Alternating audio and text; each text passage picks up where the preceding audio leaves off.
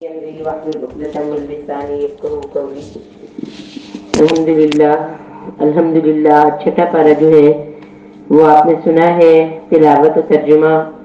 اللہ تعالیٰ ہم سب کو بہتر عمل کی توفیق عطا فرمائے. آج کے سبق کی خاص باتیں جو ہیں ان کو ہم سمجھتے ہیں اور اپنے عمل میں ڈھالنے کی کوشش کریں گے انشاءاللہ. آج سبق میں جو ہے وہ سلام کے حوالے سے بات آئی ہے. السلام علیکم کہنا. اور یہاں جو دیکھتے ہیں اس کو کہ ہمارے نبی صلی اللہ علیہ وسلم اور صحابہ اکرام کی نظر میں اس کی کیا اہمیت تھی, کس طرح سے انہوں نے اپنی زندگی میں اس کو جو ہے وہ رکھا ہوا تھا. سورۃ نساء میں بھی اللہ تعالیٰ یہ بات کہتے ہیں کہ جب کوئی تمہیں احترام سے سلام کرے تو اس کو اس سے بہتر طریقے سے جواب دیا کرو, یا کم از کم اسی طرح جو ہے اللہ بھی حساب لینے والا ہے. پھر فرمایا کہ آپ صلی اللہ علیہ وسلم نے فرمایا تم جنت میں نہیں جا سکتے جب تک تم مومن نہ ہو جاؤ, اور تم مومن نہیں ہو سکتے جب تک تم ایک دوسرے سے محبت نہ کرنے لگو. پھر فرمایا میں تمہیں ایک چیز نہ بتا دوں کہ جس سے تم آپس میں محبت کرنے لگو گے. افشوا السلام, آپس میں سلام کو رواج دو, اس کو پھیلاؤ. اسلام کے آداب میں جو ہے وہ کیا ہے, باہر سے آنے والا سلام کرے گا, یعنی جو باہر سے آتا ہے وہ سلام کرے گا, اور کھڑا جو ہے وہ بیٹھے ہوئے کو سلام کرے گا, سوار جو ہے وہ پیدل کو سلام کرے گا, اور چھوٹا بڑے کو جو ہے وہ سلام کرے گا. سلام کرنے کا اجر کیا ہے؟ سلام میں پہل کرنے والے کے لیے 30 نیکیاں ہیں, سلام کا جواب دینے والے کے لیے 10 نیکیاں ہیں, اور سلام کا جواب نہ دینا ایک بڑا گناہ ہے. سلام کب نہیں کیا جا سکتا؟ نماز کی حالت میں سلام نہیں کیا جا سکتا, یعنی ایک فرد اگر نماز پڑھ رہا ہے تو باہر سے آنے والا سلام نہ کرے. اور خطبے کے دوران, یعنی جمعہ کے دن جب خطبہ ہوتا ہے تو خطبے کے دوران بھی سلام نہیں کرنا چاہیے. کوئی شخص اذان یا اقامت کہہ رہا ہے یا ٹائلٹ میں جو ہے وہ سلام نہیں کرنا. سلام کے 3 کلمات کا اضافہ جو ہے وہ مسنون ہے, 3 کلمات جو ہے ان میں اضافہ کیا جا سکتا ہے. نبی صلی اللہ علیہ وسلم کی احادیث کے اندر بھی سلام کا بہت سارا تذکرہ موجود ہے, اور قرآن پاک کے اندر بھی اللہ تعالیٰ نے بہت زیادہ جو ہے وہ اس کا تذکرہ کیا ہے. ابھی سورہ نساء کی ایک آیت بھی میں نے آپ کے سامنے جو ہے وہ رکھی ہے. اور قرآن مجید میں جب حضرت ابراہیم علیہ السلام کا ذکر آتا ہے کہ جب فرشتے ان کے پاس آئے تھے اور آ کر انہوں نے سلام کیا تو حضرت ابراہیم علیہ السلام نے بھی سلام کیا. تو گویا یہ سلام ایک ایسی چیز ہے جس کو اس کے اندر, کیونکہ یہ ایک دعا ہے, خیر کی ایک بات ہے, تو یہ سب لوگ کرتے ہیں, اور اس کو کرنے کی ترویج دینی ہے, اس کو کرنے کو اپنے یہاں رواج دینا ہے. نبی صلی اللہ علیہ وسلم کی حدیث کے اندر یہ بات ہے کہ جب اللہ تعالیٰ نے حضرت آدم علیہ السلام کو پیدا فرمایا تو انہیں کہا کہ آپ جاؤ اور وہ جو فرشتوں کی جماعت سامنے بیٹھی ہے نا انہیں جا کے سلام کرو, اور پھر ان کا جواب غور سے سننا, کیونکہ جو وہ جواب دیں گے وہی آپ اور آپ کی اولاد نے جو ہے اس چیز کو جو ہے وہ جاری و ساری کرنا. تو انہوں نے حضرت آدم علیہ السلام نے جا کر انہیں السلام علیکم کہا, تو جواب میں انہوں نے کہا وعلیکم السلام ورحمۃ اللہ وبرکاتہ. تو یہ جواب ملا حضرت آدم علیہ السلام کو جب انہوں نے فرشتوں کو سلام کیا تھا, تو فرشتوں نے یہ جواب دیا. گویا اس پر 30 نیکیاں جو ہے وہ ملتی ہیں, اور ہمیں اسی طرح سے جو ہے وہ سلام کرنا چاہیے. حضرت عائشہ فرماتی ہے کہ نبی صلی اللہ علیہ وسلم نے فرمایا یہ جبرائیل علیہ السلام آپ کو سلام کہہ رہے ہیں, یعنی مجھے کہتی ہیں, اور کہتے ہیں کہ میں نے جواب میں کہا وعلیہ السلام ورحمۃ اللہ وبرکاتہ. اسے بخاری اور مسلم نے جو ہے وہ روایت کیا ہے. حضرت انس کہتے ہیں کہ نبی صلی اللہ علیہ وسلم جب کوئی بات ارشاد فرماتے تو 3 دفعہ اسے دہراتے تاکہ اچھی طرح اس کو سمجھ لیا جائے. اسی طرح جب آپ صلی اللہ علیہ وسلم کسی قوم کے پاس آ کر سلام کرتے تو 3 مرتبہ ہی اس سلام کو کہتے. حضرت طفیل حضرت کعب کہتے ہیں کہ حضرت طفیل سے کہتے ہیں کہ آئیں اور میرے ساتھ بازار چلیں. حضرت کعب نے حضرت طفیل کو اپنے ساتھ لیا اور وہ بازار گئے، اور کہتے ہیں کہ جب ہم بازار گئے تو میں نے دیکھا کہ حضرت کعب جو ہے وہ مختلف دکانوں پہ جا رہے ہیں، مختلف جگہوں پہ لوگوں کے پاس جاتے ہیں، نہ اسے ان کا سامان پکڑتے، نہ اسے دیکھتے، نہ اس کا بھاؤ کرتے، اور اگلی دکان پہ چلے جاتے، سلام کرتے، پھر اس سے اگلی پہ چلے جاتے، پھر اس سے اگلی پہ چلے جاتے، اور میرا بھی ہاتھ پکڑا ہوا تھا۔ میں نے انہیں کہا کہ آپ کچھ سودا بھی نہیں لے رہے، کوئی کسی سے بات بھی نہیں کر رہے، کسی سے آپ کو کوئی، مجھے لگ رہا ہے کوئی کام بھی نہیں ہے، تو آئے ہم ادھر سائڈ پہ ہو کے ذرا بیٹھتے ہیں، کوئی بات چیت کر لیتے ہیں۔ تو کہتے ہیں، مجھے کہتے ہیں حضرت کعب آگے سے کہتے ہیں حضرت طفیل کو کہ اے ابو بطن، اے ابو بطن، یعنی اے پیٹ والے، ان کا پیٹ تھوڑا بڑا تھا، کہتے ہیں اے ابو بطن، اے پیٹ والے، تجھے یہ نہیں پتا کہ ہم کیوں یہاں آئے ہیں؟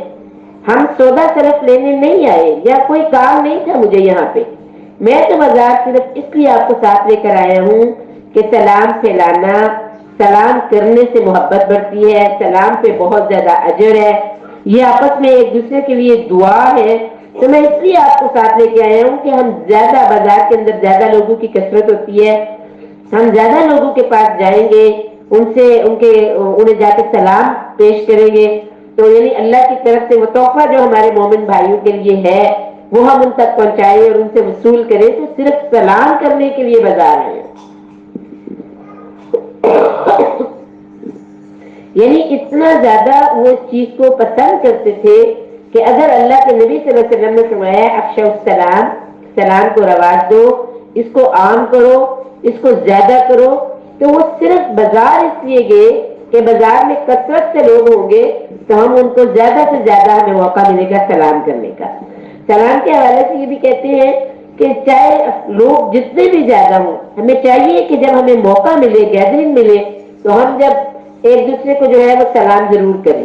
اور یہ آپ کے سلام نے کیا کہا ہے کہ اللہ تمہیں محبت کو بڑھانے کا ایک گر نہ بتا دوں، محبتیں کس سے بڑھتی ہیں؟ اور سلام کرنے سے دل کا کینہ صاف ہوتا ہے، دل کے اندر جو کینہ ہوتا ہے نا دوسرے بندے کے لیے وہ ختم ہو جاتا ہے، اور اللہ تعالیٰ اس کو دور کر دیتے ہیں، اور اس کی برکت سے دلوں کو نرم کرتے ہیں ایک دوسرے کے لیے، اس کے اندر برکتیں ہوتی ہیں۔ آپ دیکھ لیں جب ہم نماز سے فارغ ہوتے ہیں تب بھی ہم سلام کر رہے ہوتے ہیں، جب ہم گھر میں جاتے ہیں تو ہمیں یہی حکم ہے کہ ہم جب گھر میں داخل ہوں تو ہمیں السلام علیکم کہنا ہے۔ اسی طرح صحابہ کہتے ہیں کہ ہم اس طرح سے ایک دوسرے کے ساتھ جو ہے وہ سلام کیا کرتے تھے، بار بار ایک دوسرے کو سلام کرتے تھے کہ ہم ایک دوسرے کا ہاتھ پکڑ کے چل رہے ہوتے تھے، اور اگر کہیں ہمیں درمیان میں کوئی ایسی چیز آ جاتی کہ ہم جدا ہوتے اور پھر سے ایک دوسرے کا ہاتھ پکڑتے قریب ہوتے تو ہم جدا ہوتے ہوئے بھی سلام کرتے اور پھر آپس میں ملتے ہوئے بھی سلام کرتے۔ اس طرح سے وہ سلام کو رواج دیتے۔ پھر سلام ایسی چیز ہے جو دنیا میں بھی ہے اور جنت میں بھی جو ہے، یہ سلام جو ہے وہ جنتیوں کو بھی جو ہے وہ کیا جائے گا، فرشتے بھی ان کو سلام کریں گے۔ اور قرآن مجید کیا کہتا ہے کہ خود اللہ رب الجلال بھی قول سلام من رب الرحیم، رب رحمان بھی جو ہے وہ سلام کرے گا۔ بچوں کو حضرت انس رضی اللہ کہتے ہیں کہ نبی پاک صلی اللہ علیہ وسلم کا جب بچوں کے پاس سے گزر ہوتا تو آپ صلی اللہ علیہ وسلم بچوں کو سلام کرتے، یہ بھی بخاری اور مسلم نے روایت کی ہے حدیث۔ تو یعنی کہ ہم بعض اوقات یہ سمجھتے ہیں کہ یہ بچے ہیں اور ہم انہیں اگنور کر دیتے ہیں، انہیں سلام نہیں کرتے اور اس طرح ان سے بات چیت نہیں کرتے، لیکن ہم دیکھتے ہیں کہ ہمارے پیارے پیغمبر صلی اللہ علیہ وسلم جو ہے وہ بچوں کے پاس سے بھی گزرتے تو انہیں سلام کرتے، ان سے بات چیت کرتے۔ حتیٰ کہ میں پڑھ رہی تھی کہ نبی صلی اللہ علیہ وسلم جب جا رہے ہوتے اور راستے میں سفر میں ہوتے اور راستے میں انہیں کوئی بچہ نظر آتا تو وہ اپنی سواری کو بٹھاتے اور سلام کرتے، ان بچوں سے بات چیت کرتے۔ تو یعنی سلام ہم آج اپنے بچوں کو کریں گے تو انہیں سلام کرنا آئے گا، وہ بھی سیکھیں گے سلام کرنے کو۔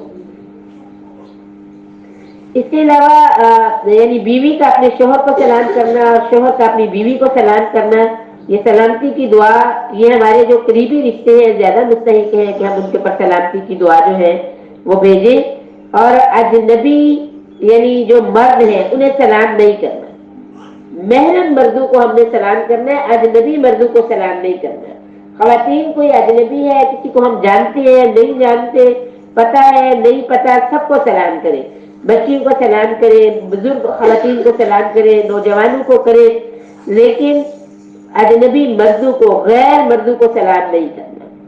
اور اسی یعنی گھر کے اندر جو ہے وہ بھی سلام کرے اور گھر سے باہر بھی سلام کرے، اور اپنے شوہر کو سلام کرنا، اور عورت کا اور پھر شوہر کا اپنی بیوی کو جو ہے وہ بھی سلام کرنا جو ہے وہ کرنے سے جو ہے وہ برکات حاصل ہوتی ہے۔ ام ہانی کہتی ہے، وہ یعنی بنت ابی طالب رضی اللہ تعالی عنہ کہتی ہے کہ نبی صلی اللہ علیہ وسلم کی خدمت میں فتح مکہ کے دن جب میں آئی تو آپ صلی اللہ علیہ وسلم غسل فرما رہے تھے، اور حضرت فاطمہ رضی اللہ کپڑے سے پردہ کیے ہوئے تھی، بس میں نے سلام کیا، یعنی حضرت فاطمہ جو ہے انہوں نے پردہ کیا ہوا تھا اور نبی پاک صلی اللہ علیہ وسلم غسل فرما رہے تھے، میں ان کے گھر آئی تو میں نے آ کر انہیں سلام کیا۔ یعنی ویسے تو اگر کوئی غسل کر رہا ہو یا کوئی نماز پڑھ رہا ہو تو ان حالتوں میں سلام کا جواب جو ہے وہ نہیں دیا جا سکتا نا، لیکن کیونکہ حضرت فاطمہ رضی اللہ بھی وہاں پہ موجود تھی تو پھر انہوں نے سلام کیا انہیں۔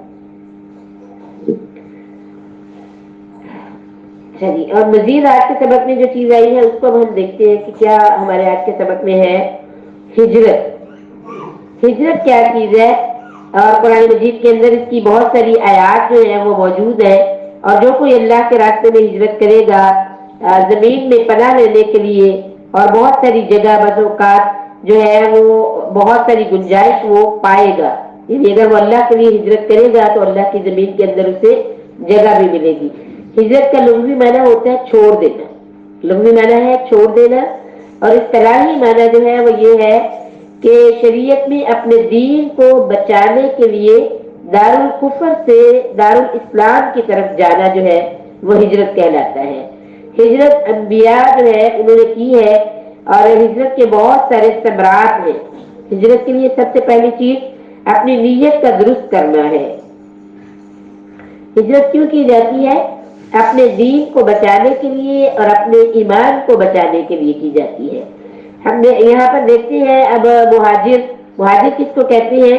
جو ہجرت کرنے والا ہوتا ہے۔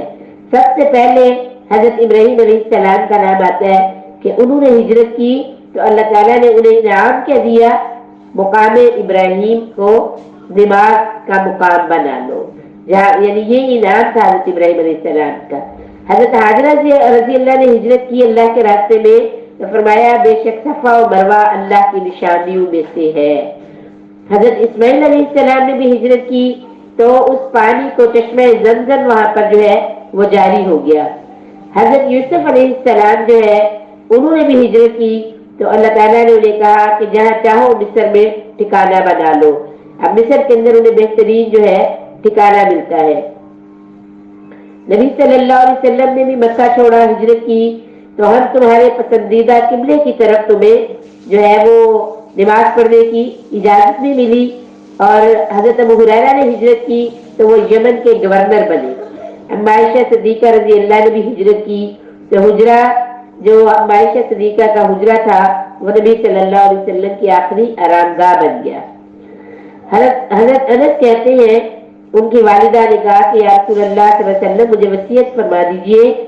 آپ صلی اللہ علیہ وسلم نے فرمایا اللہ کی نافرمانی چھوڑ دو، یہ افضل ترین ہجرت ہے۔ اللہ کی نافرمانی چھوڑ دو، یہ افضل ترین ہجرت ہے۔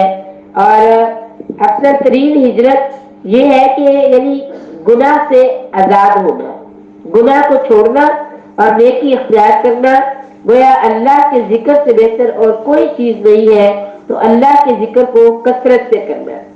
تمام گناہ جو ہماری زندگیوں میں موجود ہوتے ہیں، اگر ہم ان گناہوں کو چھوڑ کر ان کی جگہ پر نیکی کرنا شروع کر دیتے ہیں، اس غلطی کو چھوڑ کے اس کی اصلاح کر لیتے ہیں، تو یہ بھی ہجرت کے وسیع معنوں میں جو ہے یہ چیز آ جاتی ہے۔ مثال کے طور پر اب ہم اپنے گھروں سے یہاں آئے ہیں نیکی کے لیے، دین سیکھنے کے لیے، قرآن کا فہم لینے کے لیے، تو یہ بھی ایک ہجرت ہے جو ہم نے کی ہے اللہ کے راستے میں اللہ کو راضی کرنے کے لیے۔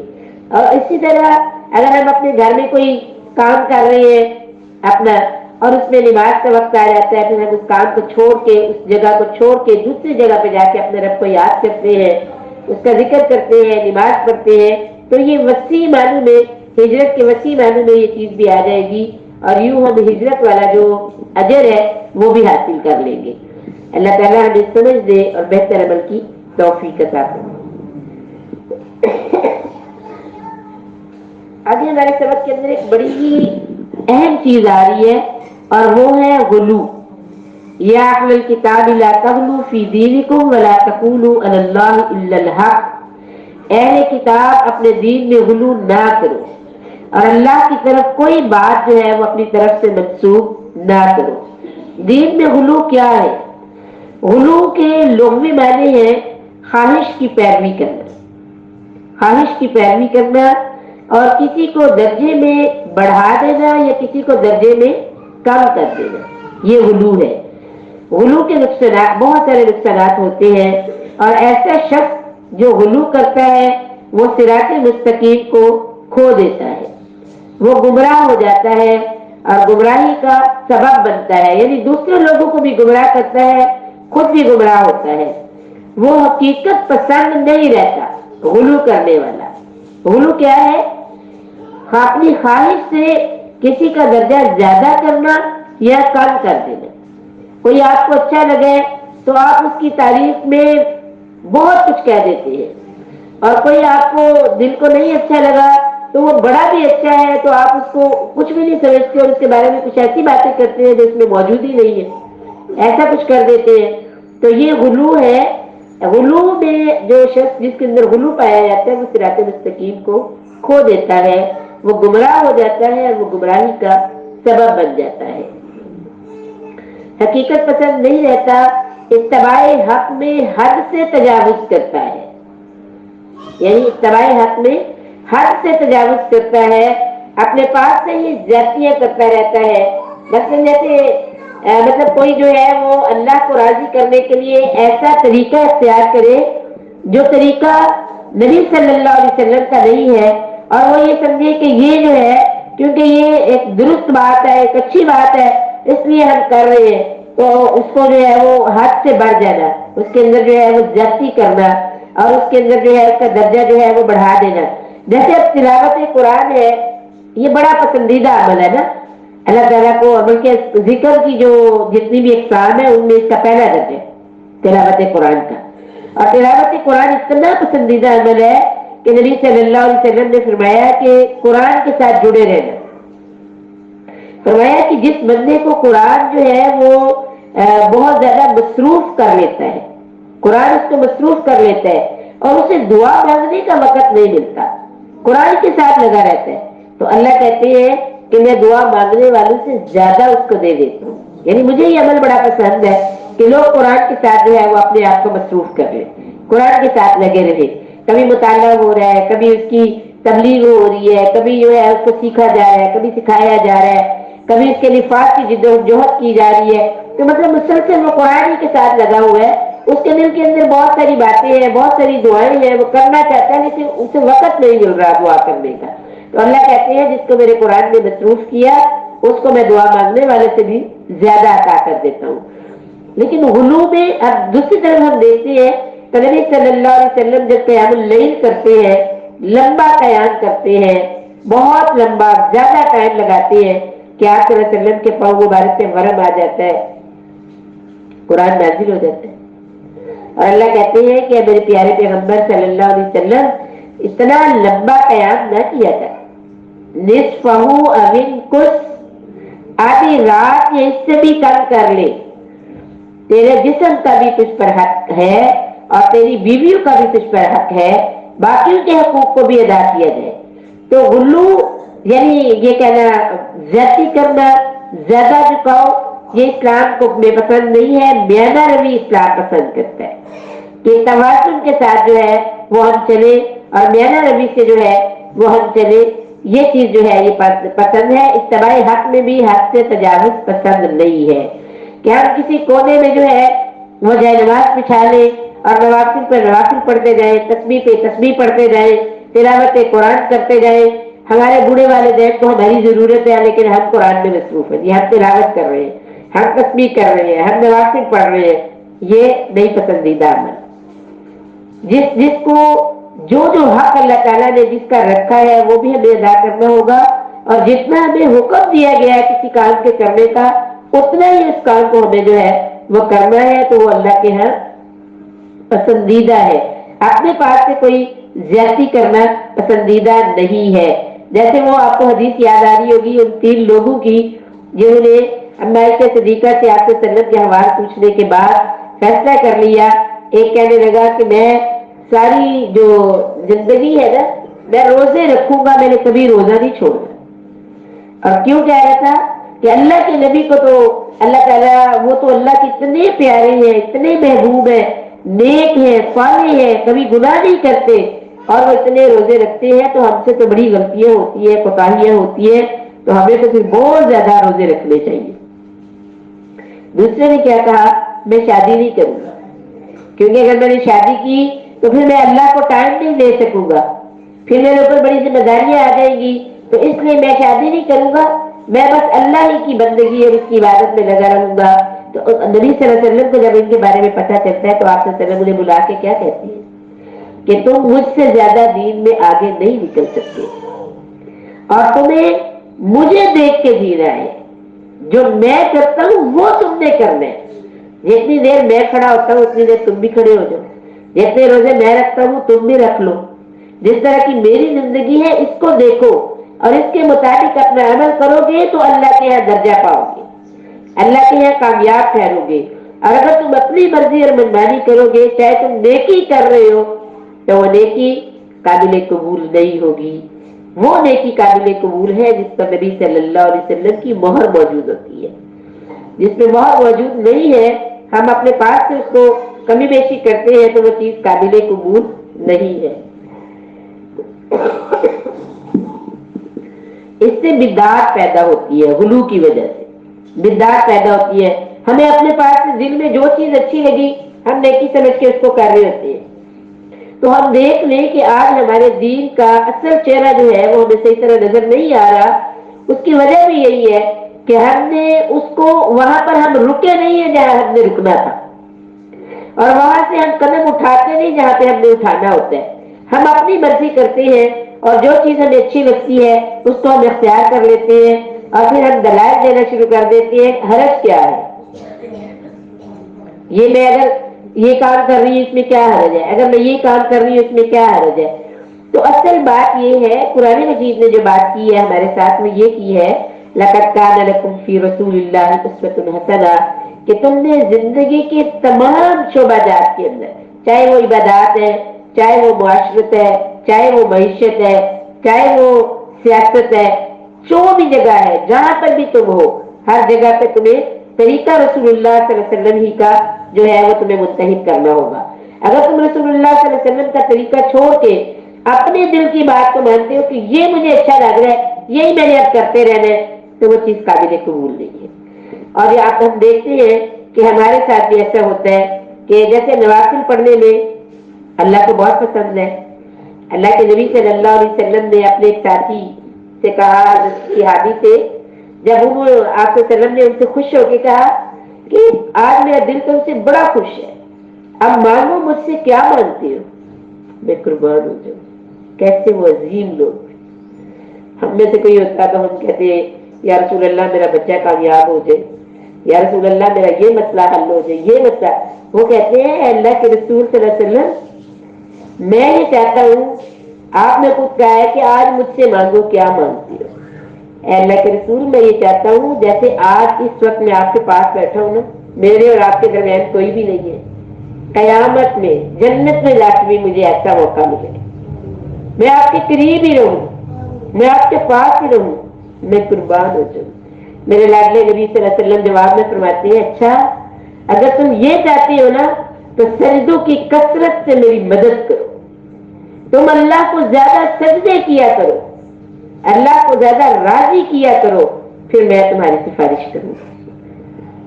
सजदों की कसरत करो फिर मैं सिफारिश करूंगा कि तुम मेरे साथ रहो। नबी सल्लल्लाहु अलैहि वसल्लम ये बात कह रहे हैं। लेकिन अगर हम कहें कि नमाज नफल पढ़ने में क्या हर्ज है, हम सारी रात नफली नमाज पढ़ते रहे, آج میں نے 100 رکعتیں پڑھنی ہے، آج میں نے اتنی رکعتیں پڑھنی ہے، میں نے ایسا کرنا ہے، میں کر رہی ہوں، قرآن پڑھ رہی ہوں، تسبیح پڑھ رہی ہوں، نوافل ساری رات خود کو جگایا ہوا ہے۔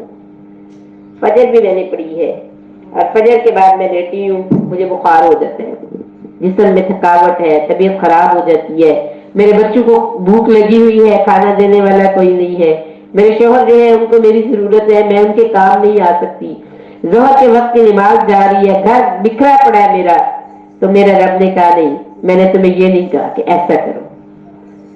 نفلی عبادت دل کا چاؤ اور جسم کا ساتھ جتنے آسانی سے کر سکتے ہو کرو، میں تم سے راضی ہو جاؤں گا۔ تو اب اگر کوئی مجھے سمجھائے تو میں کہوں لو جی، میں نے کون سا غلط کام کیا جو آپ مجھے کہہ رہی ہے کہ آپ ایسا کریں اور ایسا کریں؟ نماز ہی پڑھی ہے نا، آپ نماز پڑھنے پہ بھی آپ کا اعتراض ہو رہا ہے۔ اگر میرے شوہر کہہ رہے ہیں تم ساری رات جاگتی رہی ہو، تمہیں نہیں چاہیے تھا، تمہیں ایسا نہیں کرنا چاہیے تھا، تو میں ان سے ناراض ہونا شروع ہو جاؤں، کیا مجھے یہ بات کیا کہہ رہے ہیں؟ میں نے کیا کیا؟ میں تو نماز ہی پڑھتی رہی ہوں، قرآن ہی پڑھتی رہی ہوں۔ میرا رب بھی مجھے کہہ رہے ہیں میرے رسول اللہ کا طریقہ اختیار کرو، میرے نبی کو دیکھو کس طرح سے وہ راتوں کو کون سے وقت میں وہ اٹھا کرتے تھے، اور سیم وہ کرے جو رسول اللہ صلی اللہ علیہ وسلم نے کیے، ذرا بھی آگے پیچھے نہیں ہوگا۔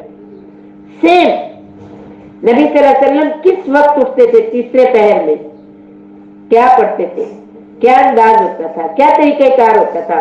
آپ صلی اللہ علیہ وسلم چارپائی پہ اپنے بستر پہ کچھ ٹائم بیٹھتے تھے، اپنی حلقوں کو ملتے تھے، اس کے بعد آپ صلی اللہ علیہ وسلم کچھ دعائیں پڑھتے تھے، تسبیحات فاطمہ کو بھی پڑھتے تھے، سورہ آل عمران کا رکوع پڑھتے تھے، پھر آپ صلی اللہ علیہ وسلم جو ہے وہ وضو اور باقی کام بعد میں کرتے، پھر نوافل جو ہے وہ ادا کرتے، اور آخر میں نماز وتر پڑھتے، پھر کچھ دیر کے لیے آپ صلی اللہ علیہ وسلم لیٹ جایا کرتے تھے دائیں کروٹ سے، اور پھر جب جماعت کا ٹائم ہوتا فجر کا تو پھر حضرت جو ہے بلال رضی اللہ فرماتے کہ یا رسول اللہ نماز کا وقت ہو گیا، پھر آپ صلی اللہ علیہ وسلم اٹھ کے نماز پڑھا۔ تو ہم دیکھیں کہ ہمارا کیا طریقہ کار ہے تہجد کی نماز کے لیے اٹھنے کا، ہم کیسے اٹھتے ہیں، کیا کرتے ہیں؟ کوشش یہی کرنی چاہیے، اگر کہ ہمیں اجازت ہے کہ ہم رات کے کسی بھی پہر اٹھ کے تہجد پڑھنا چاہیں تو پڑھ سکتے ہیں، لیکن بہترین چیز وہی ہے جو رسول اللہ صلی اللہ علیہ وسلم سے ثابت ہے، جو ہمیں ملی ہے۔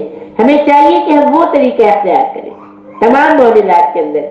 اسی طرح نفلی روزوں میں بھی نبی صلی اللہ علیہ وسلم نے جو روزے رکھے ہیں ان کو ترجیح میں رکھے، جیسے آپ صلی اللہ علیہ وسلم نے ہر جمعرات اور پیر کا روزہ رکھے، جب روزہ رکھنے کو دل کر رہا ہو، جب بھی روزہ رکھنا چاہیں کوشش یہی کریں پیر یا جمعرات کا ہم رکھ لیتے ہیں، کیونکہ اس دن نبی صلی اللہ علیہ وسلم رکھا کرتے تھے۔ اور پھر آپ صلی اللہ علیہ وسلم نے فرمایا کہ نامہ اعمال، ہم سب کے نامہ اعمال پیش ہوتے ہیں نا اس دن اللہ کے سامنے، تو اللہ کے نبی کہتے ہیں کہ میرا دل چاہتا ہے کہ جس وقت میرے نامہ اعمال اللہ کے حضور پیش ہو میں روزے سے ہوں۔ تو ہم جب بھی روزہ رکھیں تو اگر ہم اس سنت کو جو ہے وہ پورا کریں تو ڈبل اجر، یعنی نفلی روزے کا اجر بھی ملے گا، اور ایک نفلی روزہ رکھنے کا اجر میں قربان ہو جاؤں۔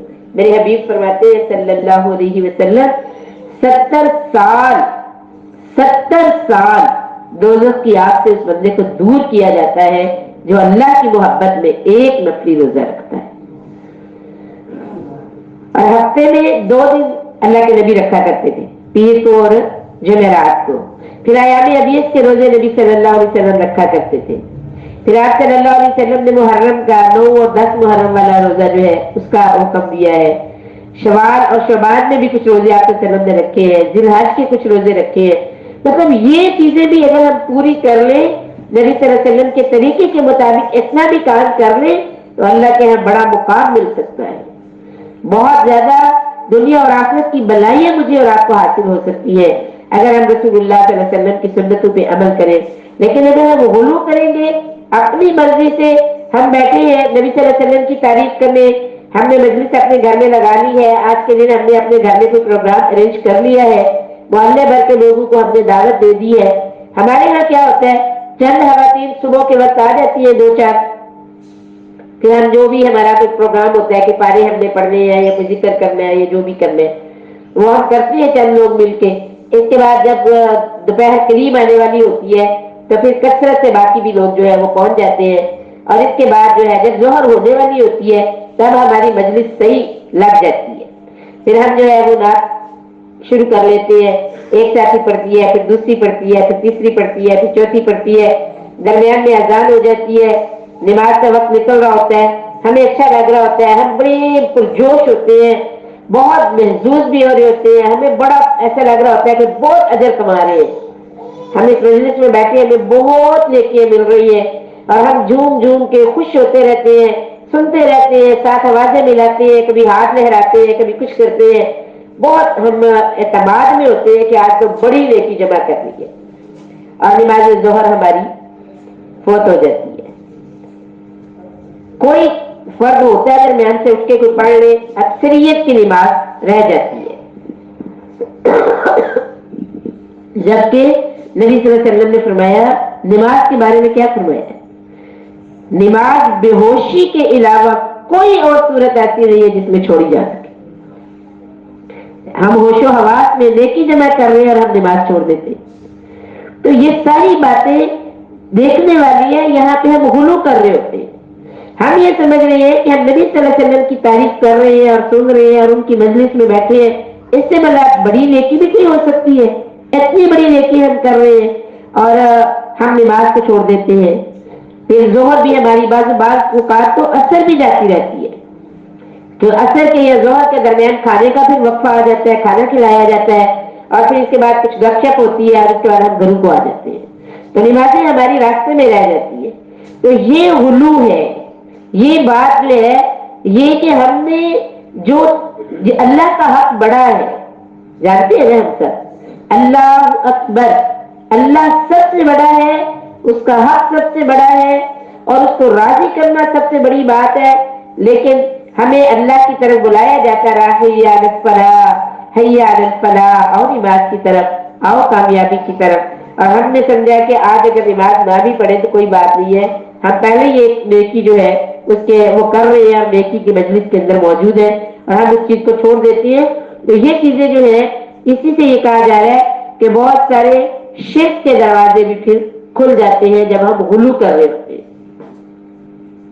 پھر یہ کہ نبی صلی اللہ علیہ وسلم سے محبت کرنے والے لوگوں کو اگر ہم دیکھیں، صحابہ اکرام کو، صحابیات کو، تو ان لوگوں کی محبتیں کس طرح کی تھی اور ان کے اندر اطاعت کا جذبہ کس طرح کا تھا، وہ کس طرح سے اطاعت کرتی تھی نبی صلی اللہ علیہ وسلم کی بھی اور اللہ رب الجلال کی بھی، اور آج ہم اپنا جائزہ لیں کہ ہم کیا کر رہے ہیں، کس طرح سے کر رہے ہیں۔ جیسے اب ربیع الاول میں آپ دیکھ رہے ہیں کہ جو ہم نبی صلی اللہ علیہ وسلم کی محبت میں جو کام ہم کر رہے ہوتے ہیں وہ سارے وہی کام ہیں جن سے ہمیں رسول اللہ نے منع کیا ہوتا ہے، میوزک سے منع کیا نبی صلی اللہ علیہ وسلم نے، ہم ان کے نام پہ یہ جو سجاوٹ کرتے ہیں اور وہاں پہ جو ہے وہ ہم نے وہ میوزک لگایا ہوتا ہے، اور پھر یہ کہ مخلوط ماحول سے میں قربان ہو جاؤں۔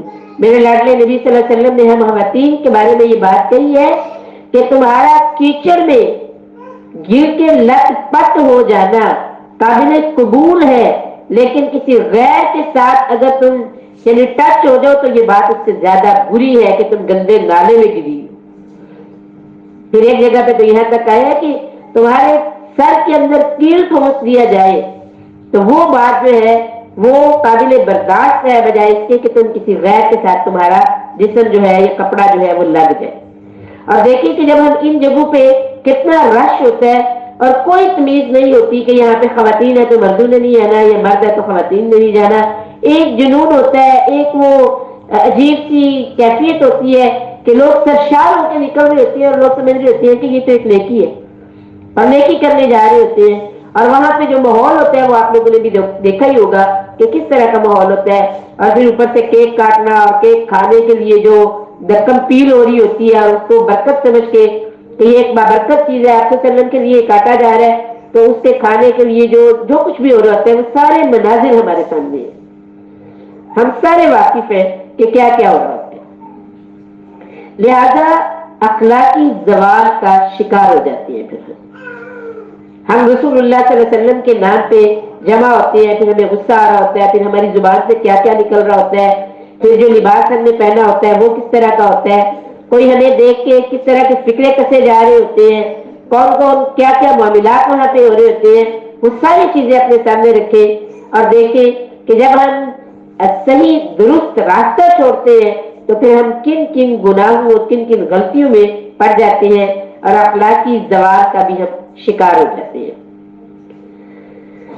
واجبات کو ہم ترک کر دیتے ہیں اور نوافل کا درجہ واجب یعنی نوافل کو واجبات کا درجہ دے دیتے ہیں. جو چیزیں واجب ہوتی ہیں فرض ہوتی ہیں انہیں ہم اتنی اہمیت نہیں دے رہے ہوتے اور جو نوافل ہوتے ہیں ان کو ہم فرضوں کی طرح جو ہے نا وہ سمجھ رہے ہوتے ہیں. اور امام اور قائد جو ہمارا امام ہوتا ہے جو ہمارا قائد ہوتا ہے اس کی بات کو ہم اتنی زیادہ اہمیت دیتے ہیں اور اتنا قبول کرتے ہیں اور اس کے لیے اتنا دھندا اور فساد ڈال دیتے ہیں. ہمارے مطلب امام صاحب نے یہ فرمایا ہے, ہمارے پیر صاحب نے یہ فرمایا ہے, ہماری باجی نے یہ کہہ دیا ہے, ہمارے فلانے نے یہ کہہ دیا ہے. اگر سامنے کوئی آیت اور حدیث میں رکھا ہو تو ہم سننے کو تیار نہیں ہوتے. ان کو بھی بڑا پتا ہے, وہ بھی سارے وہ بھی اللہ والے ہیں, وہ بھی بڑا جانتے ہیں. اور جب کہ ہم دیکھتے ہیں, میں قربان ہو جاؤں, میں نے کل بھی شاید آپ سے یہ بات کی تھی کہ حضرت عمر رضی اللہ کے سامنے ایک عورت کھڑی ہوئی اور اس نے کہا جب حضرت عمر رضی اللہ نے یہ مقرر کیا نا حق میں ہے تو ایک عورت کھڑی ہوگی اور اس نے کہا کہ امیر المومنین آپ کیسے یہ بات کہہ سکتے ہیں جب قرآن نے ہمیں اس چیز کی اجازت دی ہے. تو وہ ممبر سے نیچے اتر آئے تھے اور انہوں نے کہا کہ یہ ٹھیک کہہ رہی ہے, یہ قرآن کا حوالہ دے رہی ہے, میرے پاس اب بولنے کا کوئی جواب نہیں. اور ہمیں کوئی قرآن کی بات سنا رہا ہو, کوئی حدیث ہمارے سامنے رکھ رہا ہو, ہم کہتے ہیں میں نہیں مانتی. ہمیں انہوں نے جو بات کی ہے میں اس کو مانوں گی, مجھے ان پہ ہی یقین ہے. بھائی میرا یقین تو سب سے زیادہ اپنے رب پہ ہے. میرا یقین تو سچی بات تو میرے نبی صلی اللہ علیہ وسلم کی ہے, اس سے زیادہ ان سے زیادہ تو سچا ہو سکتا ہے. تو یہ ہم نے اپنا جائزہ لینا کہ میں کہاں کہاں غلطی کر جاتی ہوں. جذبات میں آ کے, دوسرے کی محبت میں آ کے, یہ غلو ہوتے ہیں جو ہم کر رہے ہوتے ہیں. اللہ اکبر. اس کی عزت نفس جاتی رہتی ہے, جو غلو کرتا ہے اس کی عزت نفس جاتی رہتی ہے. وہ اپنے ہی جیسے انسانوں کا غلام بن کے رہ جاتا ہے, اپنے ہی جیسے لوگوں کا غلام بن جاتا ہے. اور سب سے بڑھ کر جو اس کو نقصان پہنچتا ہے وہ نقصان یہ ہوتا ہے کہ وہ اللہ کی رحمت سے بہت دور چلا جاتا ہے اور اللہ کی ناراضگی کا حقدار بن جاتا ہے. اللہم لا تجعلنا منہ, اللہم لا تجعلنا منہ, اللہم اجرنا من النار. اللہ تعالیٰ ہمیں بچائے ان تمام قسم کی باتوں سے. اس کے بعد آج کے سبق میں غسل پہ بات ہوئی ہے. غسل کا لغوی معنی کیا ہے؟ نہانا, یہ سارے جسم کو دھونا. اصطلاحی معنی جو ہے وہ یہ ہے کہ شریعت کے مطابق ناپاکی دور کرنا یا پھر اجر و ثواب حاصل کرنے کے لیے پورے جسم کو یعنی دھونا یا غسل کرنا. غسل جو ہے وہ اللہ کی خوشنودی کے لیے, پاکی حاصل کرنے کے لیے کیا جائے اور پاک جگہ پر نہایا جائے. ایسی جگہ ہو جہاں کسی کی نظر نہ پڑے. دائیں جانب پہلے دھوئیں اور بائیں جانب کو بعد میں. بیٹھ کر غسل کرے, بات چیت نہ کرے. پانی کے استعمال میں اعتدال برتے اور جسم کا کوئی حصہ جو ہے وہ بال کے برابر بھی خشک نہیں رہنا چاہیے, بال کے برابر بھی خشک نہیں رہنا چاہیے. غسل کے فرائض کلی کرنا, ناک میں پانی ڈالنا اور سارے جسم کو 3 بار دھونا, یہ فرائض ہے اس کے. اب یہ کہ نیت پہلے ہم نے کرنی ہے. جب غسل جنابت یعنی پاکی کے لیے غسل کیا جائے گا تو اس کی نیت جو ہے وہ ضرور ہمیں کرنی چاہیے کہ ہم یہ پاکی ایک ہوتا ہے, ویسے مستور غسل ہوتے ہیں نا, جیسے جمعہ کے دن غسل کرنا, عیدین کا غسل کرنا یا عمرے کے لیے یعنی احرام باندھنے کے لیے, یہ سارے مسنون ہیں. لیکن جو واجب غسل ہے اس کے اندر جو ہے وہ پاکی کی نیت بھی کرے. ہم نے پاکی حاصل کرنی ہے اور اللہ کی خوشنودی حاصل کرنی ہے, یہ نیت کر کے جو ہے وہ ہم نے غسل کرنا ہے. تو غسل میں اگلی جو چیزیں ہیں وہ کیا ہے؟ پاک جگہ. ایک تو یہ کہ جگہ جو ہمارا واش روم ہے وہ پاک ہونا چاہیے. اس کو پہلے سے اگر جیسے گھر میں چھوٹے بچے ہوتے ہیں عموماً تو اس طرح ہو سکتا ہے کہ وہ پیشاب وغیرہ کریں تو اتنی احتیاط نہ کریں. اگر ایک ساتھ دونوں چیزیں ہیں, ٹوائلٹ بھی اور نہانے والا بھی جو ہے وہ ایک ہی جگہ پہ ہے, تو پھر اس میں ہمیں اس چیز کا خیال کر لینا چاہیے کہ غسل شروع کرنے سے قبل ایک دفعہ اپنا واش روم جو ہے اس کو ہم دھو لیں اور صاف کر لیں, اپنی تسلی کریں. پھر یہ کہ ایسی جگہ پہ جہاں پر کسی کی نظر نہ پڑے. اس دور میں آپ یہ بات ہو رہی ہے اس دور کے لوگوں کے لیے بھی تھی جن کے اس طرح کے واش روم نہیں تھے جیسے اب ہمارے ہوتے ہیں. تو کھلی جگہ ہوتی تھی, وہ پردہ وغیرہ لگاتے تھے, چھوٹی موٹی کوئی آڑ لے کے اس کے پیچھے غسل کرتے تھے. جیسے ابھی ہم نے حدیث میں بھی دیکھا ہے کہ سیدہ فاطمہ نے کپڑے سے جو ہے وہ پردہ کیا ہوا تھا اور رسول اللہ صلی اللہ علیہ وسلم غسل فرما رہے تھے. تو مطلب یہ ہے کہ غسل میں ایسی جگہ جہاں پر کسی کی نظر نہ پڑے. پھر یہ کہ جب ہم نے غسل کرنا ہے تو مصنون طریقہ تو یہ ہے کہ پہلے وضو کیا جائے گا.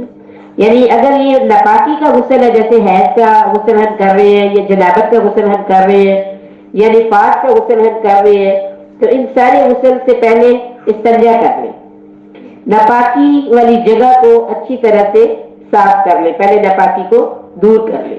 اس کے بعد جو ہے نبی صلی اللہ علیہ وسلم اپنے ہاتھ کو مٹی کے ساتھ ذرا رگڑ کے پہلے پھر دھو لیا کرتے تھے, اور اس کے بعد پھر وضو باقاعدہ کریں گے ہم, اور پورا وضو کر لیا کرتے تھے اور پاؤں نہیں دھوتے تھے.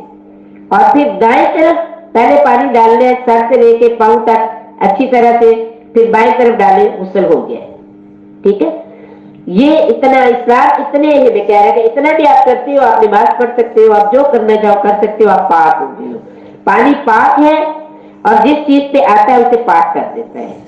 لیکن ہم اپنی تسلی کے لیے بہت بہت کچھ کرتے ہیں, بہت سارے ہم نے اپنے سامان رکھے ہوتے ہیں اور بہت سارا ٹائم بھی ہم لگا رہے ہوتے ہیں, لیکن یاد رکھیں پانی کا بے جا استعمال جو ہے یہ ناپسندیدہ ہے.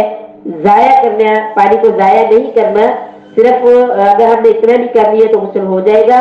اور اس دوران میں پھر بعد میں جو ہم کرتے ہیں شیمپو وغیرہ جو بھی, اس کو کرتے ہوئے بھی پانی کو ضائع نہیں کرنا چاہیے. کوشش یہ کریں کہ ضرورت کے مطابق جو ہے وہ پانی کو استعمال کیا جائے. اگلی جو بات آئی ہے وہ یہ ہے کہ غسل بیٹھ کے کیا جائے. ہمارے یہاں کیونکہ شاور وغیرہ کا بڑا وہ رواج ہے, تو ہم شاور سے غسل جو ہے ہمارے مرد حضرات بھی اور خواتین بھی کھڑے ہو کے غسل کرتی ہے. تو اس چیز کو اسلام نے پسند نہیں کیا. پسندیدہ عمل کیا ہے, بیٹھ کے غسل کیا جائے. اور اس کے علاوہ جو ہے وہ اس میں نبی صلی اللہ علیہ وسلم کا اگر ہم طریقہ دیکھیں تو وہ ایک برتن میں پانی ڈالا کرتے تھے, اور اس برتن میں ایک برتن میں معیشت لکھا کہتی ہے ایک برتن میں, یعنی ایک بالٹی یا جو بھی ان کے پاس اس وقت برتن ہوتا ہوگا, ایک برتن میں پانی ڈالتے تھے اور ہم دونوں غسل کر لیا کرتے تھے. آپ صلی اللہ علیہ وسلم بھی غسل کر لیتے اور ابا عائشہ صدیقہ بھی غسل کر لیا کرتی تھی. اور وہ کہتی ہیں کہ ہم اسی ایک برتن سے پانی لے کے دونوں غسل کر لیتے تھے. تو گویا اگر ہم احتیاط کے ساتھ پوری طرح اپنا دھیان رکھ کے غسل کریں تو تھوڑے پانی سے بھی ہم اپنے پورے جسم کو پاک اور صاف جو ہے وہ کر سکتے ہیں. جتنا پانی ہم استعمال کر رہے ہوتے ہیں اس سے میرا خیال ہے آدھا پانی بھی ہمیں ملے تو اگر ہم چاہیں تو ہم اچھے سے غسل کر سکتے ہیں. اور دوسری ایک اور بات جو آئی ہے, بات چیت نہیں کرنی. جب کپڑے اتار لینے ہیں تو پھر نہ کوئی دعا پڑھنی ہے نہ کوئی بات کرنی ہے. اس لیے واش روم میں جانے سے پہلے اپنی تمام چیزوں کو پورا کر لیں, چیک کر لیں. جس چیز کی اگر کوئی چیز رہ گئی ہے, ضرورت ہے تو وہ لے لیں. لیکن ہم غسل کر رہے ہیں, کپڑے ہم نے اتار لیے اور بعد میں ہمیں کسی چیز کی ضرورت پڑ گئی ہے تو پھر ہم آواز لگا رہے ہیں, یہ بات ناپسندیدہ ہے اور منع کیا گیا ہے کہ آپ نے جب جس کپڑے اتار لینے ہیں تو اس کے بعد آپ نے کوئی بات نہیں کرنی. تو جانے سے پہلے جن لوگوں کو تھوڑا بھول جانے کا مسئلہ ہے یا واش روم میں ساری چیزیں موجود نہیں ہوتی, لے کے آنی پڑتی ہے, تو وہ ذرا بہت ہی احتیاط کے ساتھ یہ چیز چیک کر لیں کہ ایسا نہ ہو کہ مجھے درمیان میں آواز دینی پڑ جائے یا مجھے کوئی مشکل ہو جائے. تو اپنی چیزوں کو پہلے سے ہمیں پورا کرنا ہوگا. اسی طرح دعا نہیں پڑھنی کہ ہم اب ناپاکی سے پاک ہونے کا غسل کر رہے ہیں, جنابت کا کر رہے ہیں یا اس کا کر رہے ہیں, استحاضہ حیض کا یا نفاس کا کر رہے ہیں, تو ہم دعائیں پڑھ رہے ہو, کلمے پڑھ رہے ہو, کچھ بھی نہیں پڑھنا. اور اس کی ضرورت بھی نہیں ہوتی پڑھنے کی. نیت آپ نے کر لی ہے, پانی آپ کے پاس ہے, طریقہ رسول اللہ صلی اللہ علیہ وسلم کا اختیار کریں, پاکی حاصل ہو جائے گی. آپ نے بولنا نہیں ہے. باہر آنے کے بعد جو ہے اگر آپ کا دل چاہ رہا ہے, کچھ آپ بولنا چاہ رہے ہیں, کچھ کرنا چاہ رہے ہیں تو اچھا. آگے ہے فرائض, اس میں ہم نے دیکھ لی ہے 3 ہیں ہمارے پاس فرض, تو ان کو بھی دیکھیں. اور اس کے بعد جو ہے مصنون غسل جو ہے ان کا بھی میں نے آپ کو بتایا کہ وہ کون سے ہیں. اور وضو بھی آج کے سبق کے اندر موجود ہے وضو کی بہت زیادہ فضیلت بیان ہوئی ہے. پاکی اللہ کو بہت پسند ہے. سورہ بقرہ میں آپ پڑھ کے آئے ہیں ان اللہ یحب التوابین ویحب المتطہرین. اللہ کو جو لوگ پسند ہیں ان کی خوبیاں یہ ہے وہ پاک رہتے ہیں اور توبہ کرتے ہیں. اللہ ان لوگوں سے محبت کرتے ہیں جو پاک رہنے والے لوگ ہیں. تو اپنے کپڑوں کو اور جسم کو اور گھر کو اور بچوں کو اور سب کو پاک صاف رکھنا اللہ کو بہت ہی پسند ہے. اور انصار کی عورتوں کی بڑی تعریف ہوئی ہے اس معاملے میں کہ انصار کی جو عورتیں ہیں وہ بچوں کے ساتھ بہت نرمی کرتی ہیں اور پاکی اور صفائی اور طہارت کے معاملات میں بہت زیادہ جو ہے وہ چوکس رہتی ہے اور سوال کرنے میں جھجکتی نہیں ہے. جو بھی ان کو ضرورت پڑتی ہے وہ سوال کرتی ہے, بات پوچھتی ہے اور عمل کرتی ہے. یہ تعریف نبی صلی اللہ علیہ وسلم نے ان عورتوں کی تھی. قرآن مجید میں بھی وضو کا حکم آیا ہے اور نبی صلی اللہ علیہ وسلم کی حدیث یہ کہتی ہے کہ قیامت کے دن اللہ تعالیٰ یعنی اللہ کے پیارے حبیب صلی اللہ علیہ وسلم جو ہے وہ اپنی امت کے لوگوں کو وضو والے اعضاء سے پہچانیں گے. وضو والا جو اعضاء ہے وہ چمک رہے ہوں گے اور نبی پاک صلی اللہ علیہ وسلم پہچان لیں گے کہ یہ میرے امتی ہے, یہ میرے لوگ ہیں.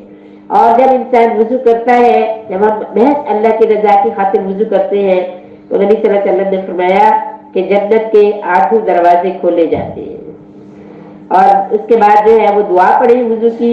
اور ہر نماز کے لیے اگر نیا وضو کیا جائے تو یہ مستحب عمل ہے, پسندیدہ عمل ہے اور باوضو رہنے کا بہت بڑا اجر ہے.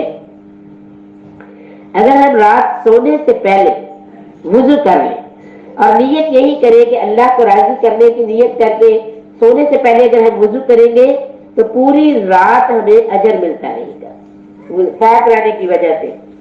اور پھر یہ بھی آتا ہے کہ جب ہماری آنکھ کھلتی ہے تو ہم کوئی ذکر کرتے ہیں, کوئی دعا مانگتے ہیں تو اللہ تعالیٰ اس دعا کو قبول کرتے ہیں جب ہم وضو کی حالت میں سوتے ہیں. وضو کے طریقے میں بھی سب سے پہلے نیت کریں گے, بسم اللہ سے وضو کی ابتدا کریں گے. تمام اعضاء جو ہیں ان کو ترتیب سے دھویا جائے. پھر یہ کہ اس میں وقفہ نہ دیا جائے کہ میں نے آدھا وضو کیا پھر میں کوئی کام کرنے لگ گئی ہوں پھر آگے باقی آدھا وضو کر رہی ہوں. ایسا نہیں ہونا چاہیے. وقفے کے بغیر ترتیب کے ساتھ جو ہے وہ وضو کرے اور ہر اس کو 3 بار سے زیادہ نہ دھوئے. پانی کا اسراف نہ کیا جائے اور آخر میں کلمہ شہادت پڑھا جائے اور دعا پڑھی جائے اللہم اجعلنی من التوابین واجعلنی من المتطہرین. آگے بھی ہے اس کے, اگر اتنی بھی پڑھ لیں تو کافی ہے. اور اگلا فکرہ ہے وجعلنی من الذین لا خوف علیہم ولا هم یحزنون. یہ دعا جو ہے یہ پڑھ لی جائے. وضو کے بارے میں آپ صلی اللہ علیہ وسلم نے یہ بھی فرمایا ہے, آپ صلی اللہ علیہ وسلم نے ایک ٹہنی کو پکڑا, اسے ہلایا, اس کے سارے پتے نیچے گر گئے. تو آپ صلی اللہ علیہ وسلم نے فرمایا جب کوئی بندہ محض اللہ کو راضی اور خوش کرنے کے لیے وضو کرتا ہے اللہ کی رضا کے لیے تو اس کے وضو والے جو اعضاء ہیں ان کے گناہ ایسے ہی نکل جاتے ہیں جیسے اس ٹہنی کے پتے نکلتے ہیں. وہ بالکل وہ اعضاء پاک صاف ہو جاتے ہیں. اور آپ جانتے ہیں کہ وہ اعضاء کون کون سے ہیں.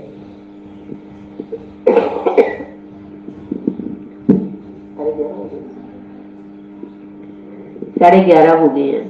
اب کیا کہتے ہیں ختم کر لیے جائے. آج 9:30 بجے شروع کی تھی تلاوت تو 9:30 بجے کی ٹائمنگ سے ہی اب شروع کر لیں گے تاکہ کیونکہ 12 بجے تک کچھ لوگ کہہ رہے تھے کہ بچے جو ہیں وہ آ جاتے ہیں اور کھانے کا تھوڑا مسئلہ ہوتا ہے تو ذرا جلدی ختم ہو جائے. تو آج ہم نے 9:30 بجے شروع کیا تھا. 9:30 بجے انشاءاللہ شروع کر کے 11:30 اس کو مکمل کر لیا کریں گے انشاءاللہ. جی دعا پڑھ لیتے ہیں.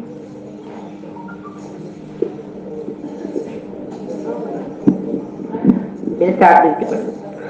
بسم اللہ الرحمن الرحیم.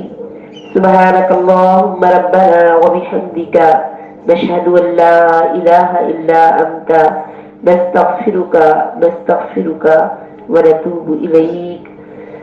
اللہم اغفر ورحم وانت خیر الراحمین. اللهم اغفر وتب علي إنك أنت التواب الرحيم. اللهم صل وسلم على نبينا محمد. اللهم صل وسلم على نبينا محمد.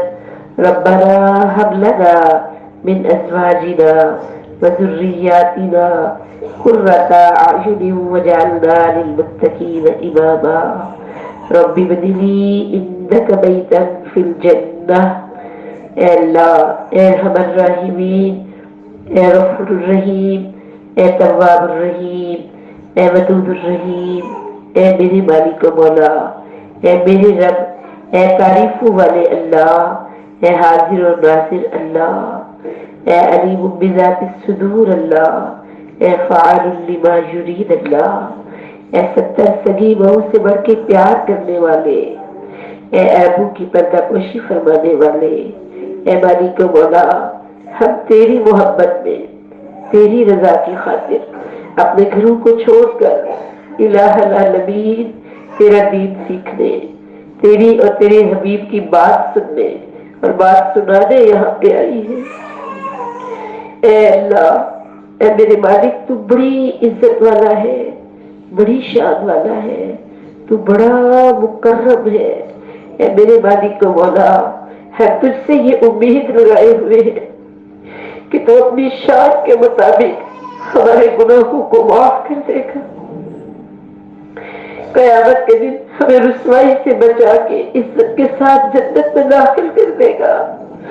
اے اللہ، ہم تجھ سے یہ امید رکھے ہوئے ہیں کہ کل قیامت کے دن جیسے آج تو نے ہمارے گناہوں کو چھپایا ہے، قیامت کے دن بھی ہمارے عیبوں کی پردہ پوشی فرما کے ہم سے صرف نظر فرمائے گا، ہم سے درگزر کا معاملہ فرمائے گا۔ اے ربی، اے میرے مالک و مولا، ہم تجھ سے جنت میں ایک بہترین گھر کی دعا مانگتے ہیں۔ ربی بنی لی انک بیتا فی الجنہ، ہمارے لیے جنت میں خوبصورت گھر بنا دے۔ اے ہمر راحمین، اے الہ العالمین، ہم جب تک زندہ رہے اللہ پاک ہمارا دل تیری محبت اور تیرے تقوی سے بھرا رہے، ہماری زبانیں تیرا ذکر کرتی رہے۔ اے ربی، اے میرے مالک و مولا، ہم جب تک زندہ رہے ہم تجھے خوش کرنے کی جدوجہد میں لگی رہے۔ اے میرے مالک و مولا، جب بھی ہمارا آخری وقت آئے، اے اللہ، وہ نرمی کرنے والے، اے اللہ، وہ میٹھے لہجے والے ان فرشتوں کو بھیجنا جو ہمیں آ کے خوشخبری سنائے کہ آپ کا رب آپ سے راضی ہو گیا ہے اور آپ کو واپس بلا ہے۔ اے اللہ، ہمارے پاس آواز نہیں ہے، ہمارے پاس ایسے کچھ بھی نہیں ہے۔ اے ربی، صرف تجھ سے، تیری رحمتوں کی وجہ سے، تیری محبت کی وجہ سے، اے اللہ، ہم تجھ پہ توکل کر رہی ہے اور امید کر رہی ہے کہ تو ہمارے ساتھ ایسا معاملہ کرنا اور ہمیں توفیق دے ہم تجھے راضی کر سکے۔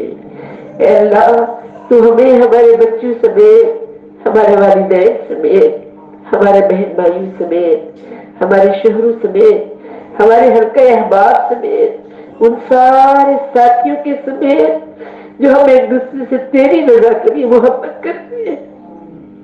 ربی، اے میرے پیارے رب، ہمیں رسول اللہ صلی اللہ علیہ وسلم کی قیادت میں جنت میں لے جانا۔ اے میرے اللہ، جنت کی وہ مجالس جہاں تیری زیارت ملے گی، جہاں رسول اللہ صلی اللہ علیہ وسلم سے بات کرنے کا موقع ملے گا، ہماری کو مولا ہمیں ان لوگوں میں شامل کر لینا، ہمیں ان لوگوں میں شامل کر لینا، ہمیں دین کا صحیح فہم عطا فرما، ہمیں اسلام کے مطابق زندگی گزارنے کی توفیق عطا فرما، ہم سب کو اپنی رحمتوں میں لے لے۔ اللہ پاک، ان میری بہنوں نے اللہ پاک دیکھ تیرے گھر کی رونقوں کو دوبارہ کیا ہوا ہے، یہ تیرے گھر میں آ کے کتنے احترام اور ادب سے بیٹھتی ہیں، اللہ تجھ سے کتنا پیار کرتی ہے، تو مجھ سے کہیں بڑھ کر جانتا ہے۔ اے اللہ، میں نے دیکھتی ہوں تو میرا دل خوش ہو جاتا ہے۔ اے میرے رب، تو بھی یقیناً ان سے بہت خوش ہوتا ہوگا، بہت راضی ہوتا ہوگا۔ اے اللہ، انہوں نے تیرا گھر آباد کر دیا تو ان کے گھروں کو آباد کر دے۔ اللہ پاک، انہوں نے تجھے راضی کرنے کی کوشش کی ہے، تو بھی انہیں خوش کر دے، ان کے دنیا کے سارے غم دور کر دے، ان کو رزق حلال کی وسعت عطا فرما دے، ان کے بچوں کو ان کی آنکھوں کی ٹھنڈک بنا دے۔ اے رب ارحم الراحمین، اے الہ العالمین، ان کے اٹھنے والے ہر قدم پہ ان کے گناہ معاف فرما دے۔ ہم سب کو اللہ، ہم سب کے گناہوں کو معاف فرما۔ اے میرے ارحم الراحمین اللہ، ہمارے درجے بلند فرما۔ اے الہ العالمین اللہ، ہماری قبروں کو جنت کے باغوں میں سے باغ بنانا، اور اے اللہ ہمارے یہ جو گھر ہے یہاں ہمیں سکون عطا فرما، ہر طرح کی راحت عطا فرما، ہر طرح کا اللہ تعالیٰ اپنا ذکر کرنے اور اس کی لذت عطا فرما، ہمارے ایمان میں اضافہ فرما، ہمارے عمل صالح میں اضافہ فرما، ہماری دعائیں قبول فرما، ہماری دعائیں قبول فرما۔ ربنا تقبل منا انك انت السميع العليم وتب علينا انك انت التواب الرحيم آمين برحمتك يا ارحم الراحمين برحمتك يا ارحم الراحمين آمين۔